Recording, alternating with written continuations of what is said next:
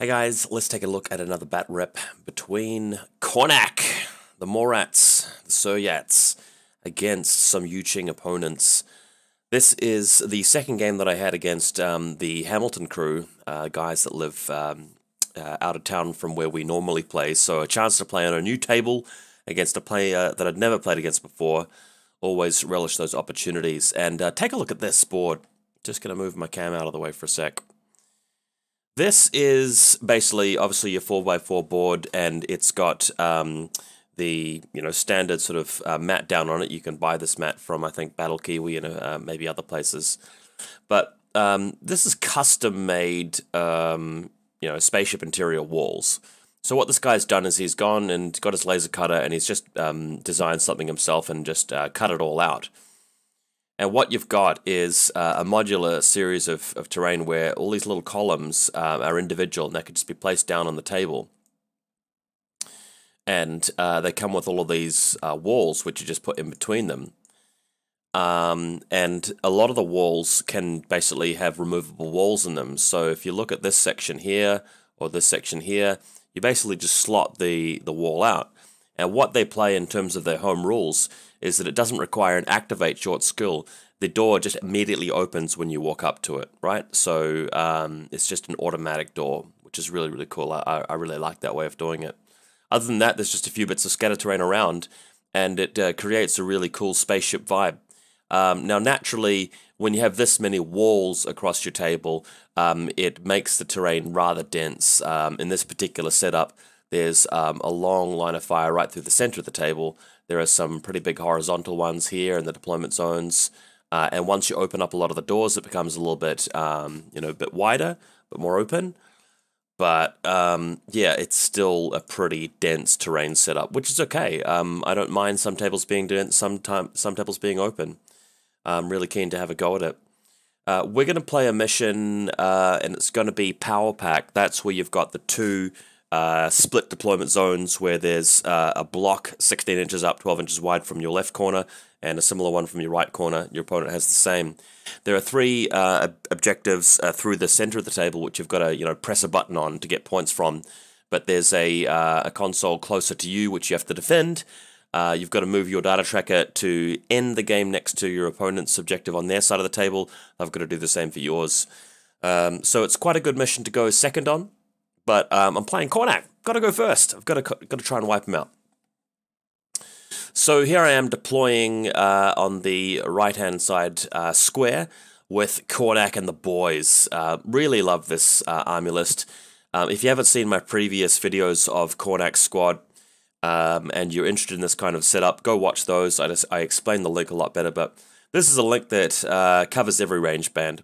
You've got the Vulcan shotgun rack to rack, who's the specialist. You've got the multi-rifle for the 8 to 16 jobs with the shock ammunition, very important. The HMG obviously doing the ballistical 16 5 dice long range damage. Kornak himself is for when you need to be hitting on 20s, whatever it is. With his Mark 12, he's also great in close combat, berserk, light flamethrower, NWI, and of course the heavy rocket launcher. If you get to your opponent's side of the table, I've got guys clustered up somewhere in total cover. Come around, blow them all up. Also, a better aero piece than the HMG in general. Of course, my hacker back here, able to provide fairy dust to support them, although they're very difficult to hack because the HMG comes with a deflector and they've naturally got quite high BTS. And of course, the Morats, they can't be isolated. My HVT going down in the middle of my deployment zone, closer to my table, because the HVT rules just say outside of a 4-inch 4 inches beyond your deployment zone. But if your deployment zone is just 2 squares, you can actually put it in between your zones nearest to your side of the table. Left-hand quarter, so we've got Dr. Worm, of course. Always need Dr. Worm. The Q drone here with an HMG just to help defend my side of the table since Kornak's going to be elsewhere. And Bit and Kiss as well, because why not? They are just really excellent. My opponent setting up his vanilla YuJing list. So this is his left-hand zone. He's got a Guangxi, another Guangxi. This is a Warcore, the new female Warcore sculpt. This camo marker is actually Major Luna. We've got his lieutenant, which is a Zuyong HMG with auto medkit, although there's actually a hack tower with executive order lurking around. There's a Celestial Guard control device and a helper bot next to him from the YuJing on the other side of the table.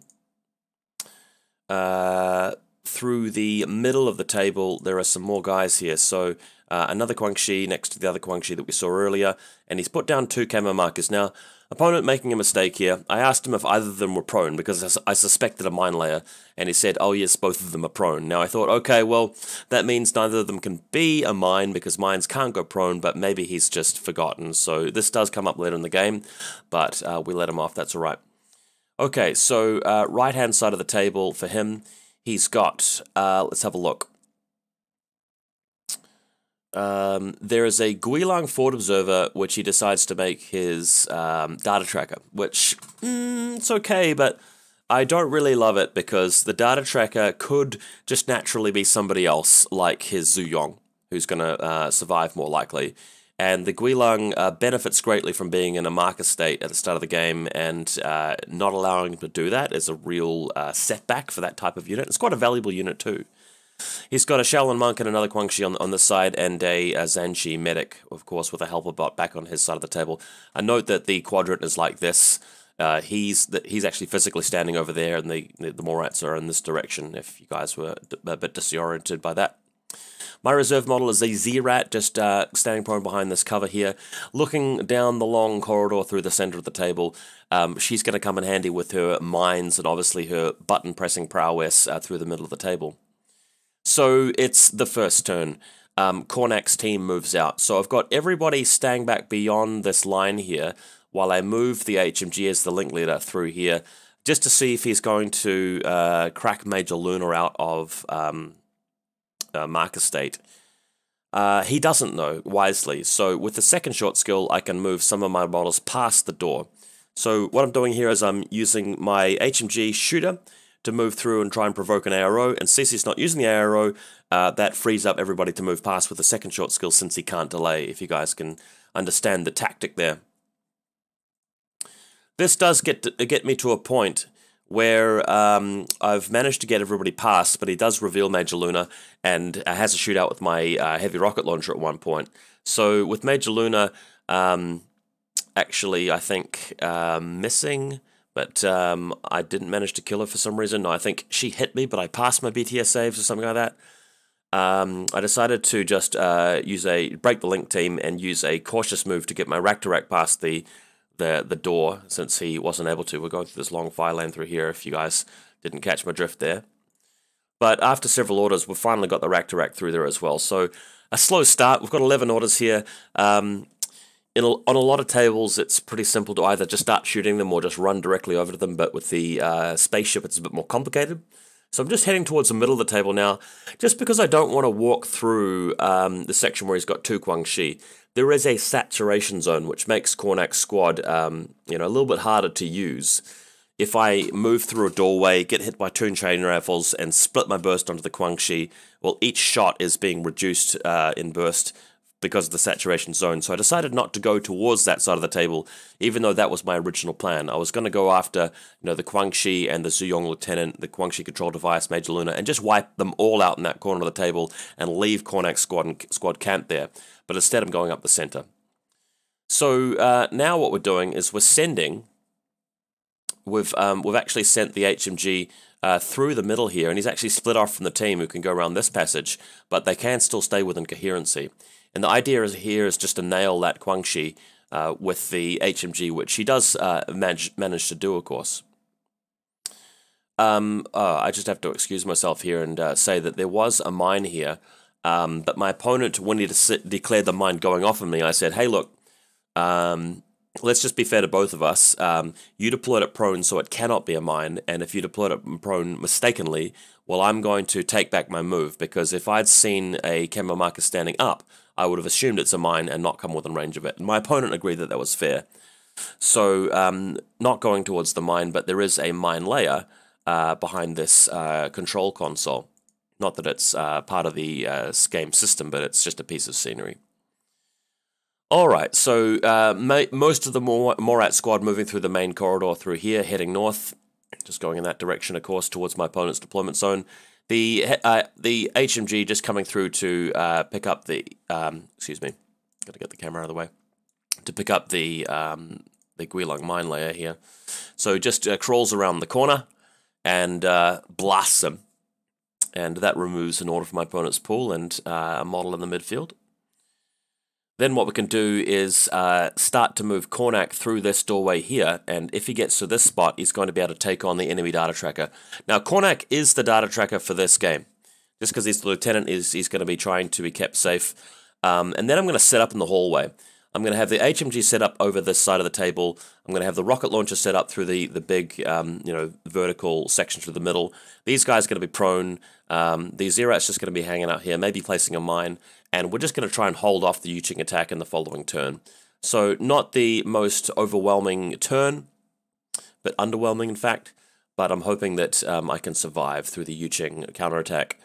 Before that happens though, Kornak moves through and sadly this YuJing data tracker is not in marker state. So Kornak makes short work of him with the Mark 12. So that's one specialist down, and he cannot get the extra bonus points for data tracker completing the objective now, so that is at least something. And here's the setup. So the idea is to have Kornak on the edge here. He's got 6 Sense level 2 and 4 Morats backing up, so he's got tons of stats. If he sees any, impetuous troopers coming around that side, I can shoot at them. But also, this angle can be covered here with the multi-rifle, this long angle covered with the rocket launcher, and of course on this side of the table, we've got the HMG. So quite a lot of sightlines very well covered by the Link team, and they're going to be hard to shift.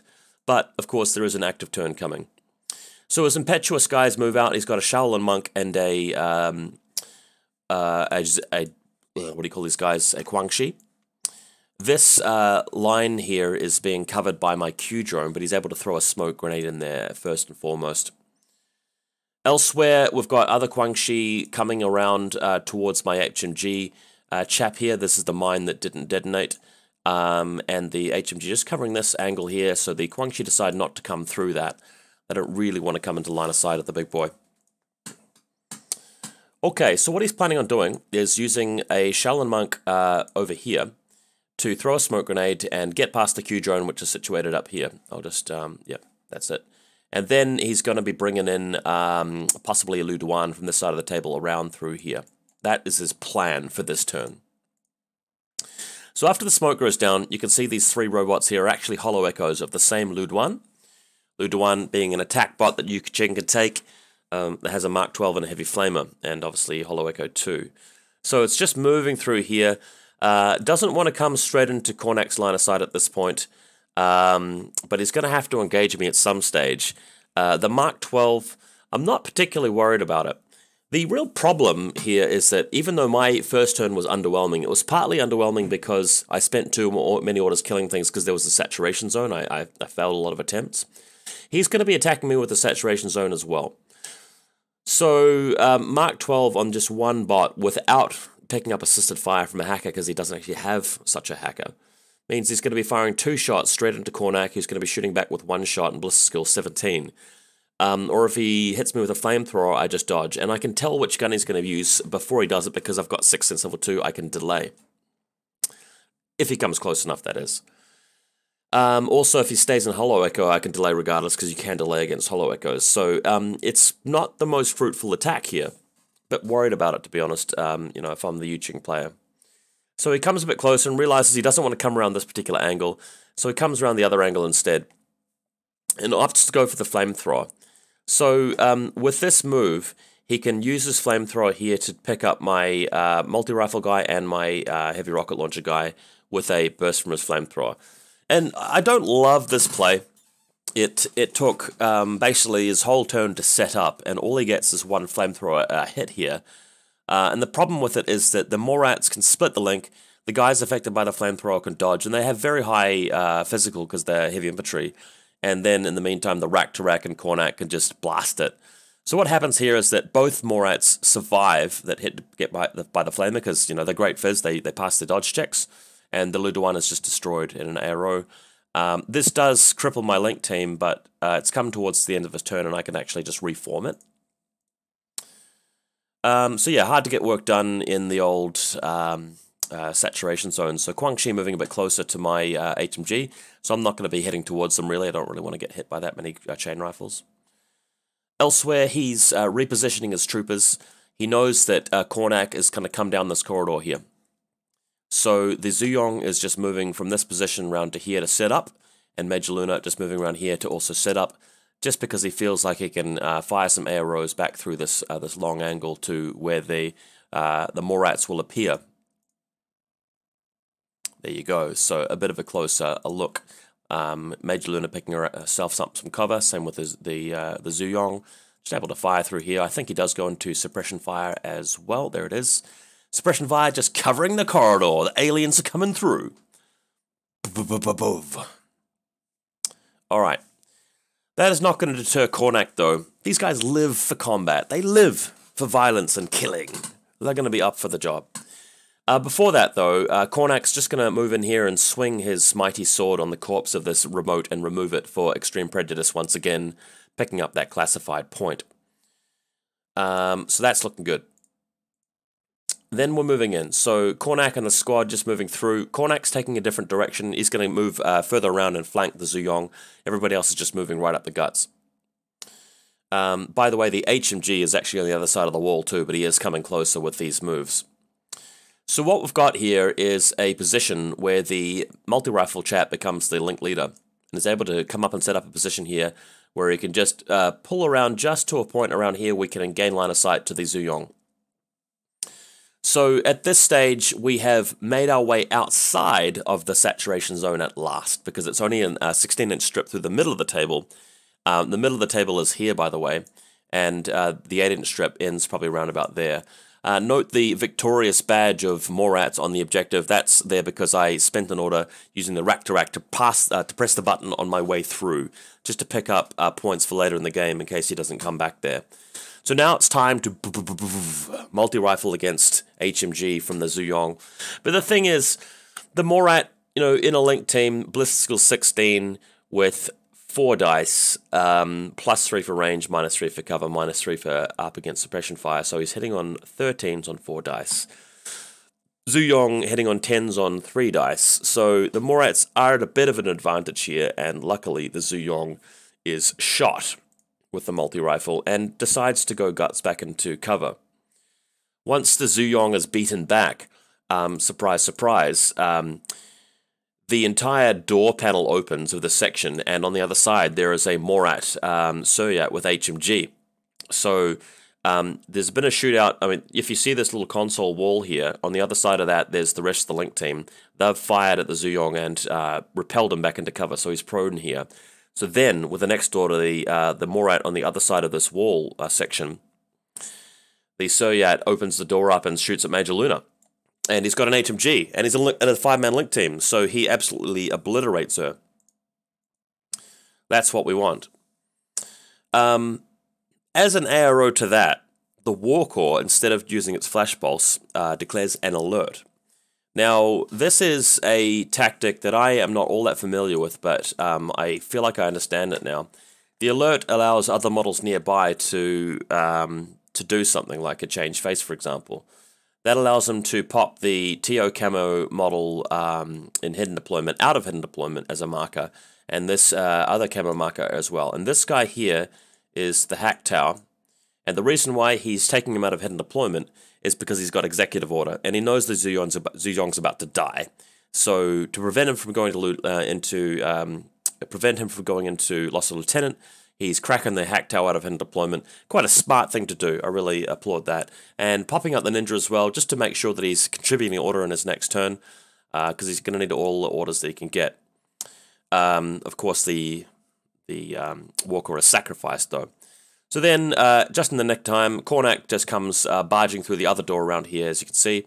He's taken a long way around through to here, but finally managed to creep in and flank the YuJing. Is going to blast him with the Mark 12. The HMG just coming through here, going prone through here, and the rest of the team just following up through the hallway.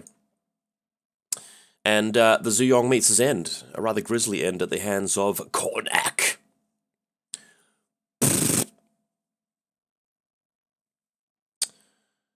Alright, we are right in the middle of YuJing territory. As you can see, the boys have victoriously come in through the back line. There's a YuJing paramedic here who just gets erased as Kornak moves to this area and absolutely devastate him. You can see the old pile of tokens here, it's the enemy lines. There's still a Shaolin monk alive. We've killed the Guilang. The only other thing alive over here, I believe, is a Guangxi. So really tearing it up. Okay, so at this stage, the HMG just pulls slowly over to the edge of the wall here that the YuJing was occupying. The Raktarak just hanging out here. I've put the heavy rocket launcher over here. Remember, if he gets hit from any angle, 6th Sense Level 2 will allow him to shoot back. So just setting up in position. Can't quite see this model yet, the Celestial Guard with control device, because he's just tucked in behind this wall. I couldn't quite get the angle to him. So here's where we're going to be defending from. Kornak prone behind the wall, he's going to get cover against anything from that side. Raktarak prone behind this wall, he just have total cover. This guy hanging up behind this piece of wall here is going to be able to retreat that way if he needs to. And the HMG just hanging up behind this wall here, going to be able to fire through this angle towards where the YuJing are situated. And of course, YuJing is no longer.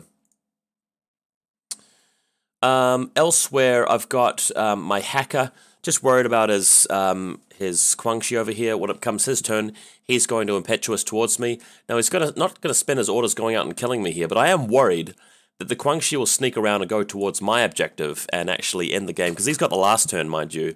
So I'm thinking about putting my Morat over here and creating some suppression fire along here, or even moving my Q drone so I can cover the objective that's further on that side of the table. That is a thought at the back of my mind. Sorry, I've just got the camera out of the way. You can see the Morat hacker where he is. Alright, so his ninja camo marker moves over through to this objective. That is the mine, by the way, and this is the ninja. And breaks out of camo to press the button, picking up a point. And this is going to tie things up, really. The Zerat has picked off the middle objective. The ninja has picked off one of the side objectives in terms of button pressing. The Hack Tau now moves through, using Lieutenant Order, comes to this point here, and gets into a bit of a shootout with the Morat HMG. So the HMG's at a disadvantage because he cannot obviously ignore Tio Camo. He does ignore Surprise Shot because of 6th Sense Level 2 in the Link team. But the Hack Tau with his HMG does manage to get the better of our friendly Morat HMG. What he can then do is actually shoot the heavy rocket launcher guy in the back, and does manage to take him out as well. So losing a couple of members of the Link team here. Also got the Warcore, which can try and go through and flash pulse somebody, but that doesn't really work out too well as far as I can remember. In fact, I'm a bit hazy about the outcome of that. It might have even been a crit. I'm just not quite sure what happened there. Okay. So we've got a position here where the Hack Tau is just hanging out behind the wall. We're going to go into the YuJing, the Morat's final turn. There's still a Warcore there. I've lost a couple of members. In fact, he does actually manage to kill Kornak. So what I recall is that the HMG Soyat gets wounded and goes back into cover by passing a religious check. So he survives, but the heavy rocket launcher guy does get shot, and Kornak gets shot. So I've lost the heavy rocket launcher and the HMG, the heavy weapons, but I've still got the Raktarak, the multi-rifle, and the HMG who's wounded. So on my turn, I'm in loss of lieutenant, but most of my army are Morat, so they still provide a regular order. So I'm down to about 5 regular orders because Bit and Kiss and the Doctor and the Q drone don't provide orders because they're irregular now. So my plan is actually to move through with, let's get a different color, the Raktarak through to here, and target this model here, which is a helper bot, with the Vulcan shotgun. Because if I fire the round into the Vulcan shotgun, it's going to create an impact template all over the Hack Tau. So say I got a couple of hits, the Hack Tau is going to be comparing his face-to-face roll with the hits that I made against the helper bot. And the helper bot has no cover, he's just got mimetism, so the shotgun is basically +6 for close range, -3 for mimetism, total of +3, so 2 dice and 15s, and that may help me to wipe out the Hack Tau. Unfortunately though, the Hack Tau does manage to dodge, does manage to dodge both of the hits. The helper bot dies, and the Raktarak gets hit by a flash pulse, sadly, so he gets blinded. the end of this. Elsewhere, I decide that I don't really want to get left red-faced here and lose the game because of the Guangxi, so I felt it's really important for me to move my hacker through, start firing his combi rifle at these Guangxi in the distance, and possibly setting up an arrow piece that can also suppression fire against them as well, so quite important. He was able to use his irregular order for this though, so it didn't really affect the rest of my turn directly. So again, looking at a bit of an overview, we've got our Raktarak who's been blinded with the boarding shotgun. The HMG has set up a position here where he's gone into suppression fire, and the multi-rifle guys moved back around in my final turn just to hang out here, just behind his objective and base to base with it to try and score the points at the end of the game. But we're still going to be up against Celestial Guard and a Hack Tau. He does not have a lot of orders left to use though. Another zoom out here, so we've got my hacker over here. He's got a line of sight through this walkway. There is a Guangxi left alive. If the Guangxi moves all the way around to here to this objective here, he may well win the game. But we've got a Zerat here as well. Zerat's also placed a mine out here, which I don't believe is detonated yet. Or maybe it has detonated against the looter one. In my turn, I set up Bit and Kiss through here and move Dr. Worm up there as well, just so they can get a line through here to help fend off the Guangxi, so not too worried about that. He does have a ninja. The ninja might be able to move all the way through here and open this up and press the button in the middle of the table, but it would take a lot of orders to do, and he'd be relying on passing a whip check, and would take arrows from my multi-rifle Suryat, who is positioned here next to my opponent's objective, is going to be able to see through this corridor too. There's Dr. Worm and Bit and Kiss covering the long alleyway towards my central objective. So the Guangxi does obviously impetuous into the corridor, but thanks to my hastily prepared defenses, a lot of guns get trained on him and he is removed. The Hack Tau now is able to have another go at this Raktarak, and the Raktarak can respond again with a Vulcan shotgun, but it's going to be direct this time against the Hack Tau, and the Hack Tau is able to destroy him. Hack Tau also able to move around. In fact, before he moves around, the Celestial Guard shoots a smoke grenade over to here, and the beauty of that move is that it prevents him to have to engage my Suryat HMG with suppression fire. So now the Hack Tau is going to be moving around here, and his plan is to effectively just move around through the smoke. The Raktarak's been destroyed by the Hack Tau, and he's going to set up next to his own objective, because for me to contest it at the end of the game, I have to have a guy base to base with it, and he has to have no guys base to base with it, and that wouldn't really be fulfilled if he's got his Hack Tau against it as well. So Hack Tau moves all the way through here through the smoke. You can see what he's doing. He's come all the way around here. This Suryat here obviously is in the smoke, or at least right next to it. He can always just go idle, force a change facing from me, and then move base to base with this, so that I can't capture the objective at the end of the game. So that's where he ends it. The Hack Tau comes all the way around. Now, luckily for me, I picked up a classified earlier. Kornak destroyed the corpse of the Luduan with a coup de grace and picked up the Extreme Prejudice. The ninjas picked up one objective, and the Zerats picked up one objective apiece, so it was very close to being a draw, but I managed to win by 1 point. We talked about some other alternatives. There might have been a way for the Hack Tau to destroy the multi-rifle guy here, but it would have been risky and too order-intensive to get over there. He might have been able to move something to my objective, but I had a lot of stuff defending it. He might have been able to move the ninja around after recamoing and going and pressing a button, but it would have been very, very risky, and it could have just resulted in a pretty big loss if that hadn't worked out here. So he decided to go for this, but it did result in the Morats being, again, successful and victorious. I think this is the third win with this particular list. I haven't changed a single thing about the list. I really, really enjoy playing it.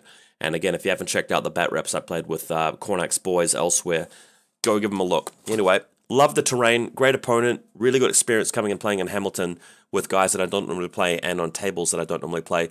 I would love to get a set of this terrain for myself so I can paint it up and use it more often, because I really love playing inside a spaceship.